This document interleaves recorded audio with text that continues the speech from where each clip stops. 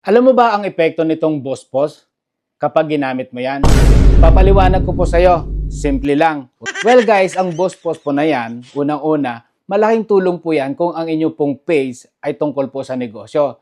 Dahil kapag yan po ay clinic nyo, kayo po ay magbabayad po dyan. At yan po ay i-distribute ni Facebook sa nakakarami. E ano nga po ba ang negative nito sa ating mga content creator na naghahangad na kumita? Hindi po tayo nagninegosyo yung gusto lang po nating kumita para ma-monetize. Kapag tayo po ay isang content creator at nag-post po tayo niyan, hindi mo alam kung yung mga taong nag-sin sa content mo ay talagang nagustuhan ba nila.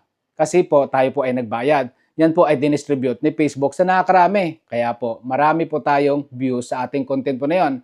Pero mapapansin nyo po yung mga followers nyo po dyan ay kukunti lang doon sa content na binuspos nyo.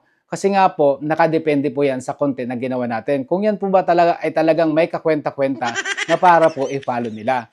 Kaya kung ako sa'yo, mas mabuti pa, organic na lang. Ibig ko sabihin, mag-upload ka, nag-upload ng mga video mo at husayan mo, galingan mo yung mga ginagawa mong content na magugustuhan talaga ng mga tao. Kahit hindi ka man magbayad, sila mismo ang pupunta sa page mo at magpa-follow sa'yo. So dito po sa Boss Post guys, nakadepende po yan kung ano po yung ating sisimulan. Negosyo po ba? Or tayo po ay maging isang content creator? So sana po may nakatulong, bumalik po kayo dito at don't forget to subscribe or i-follow nyo na rin po ito para nang non updated kayo sa ating mga tutorial na ginagawa araw-araw. Bye!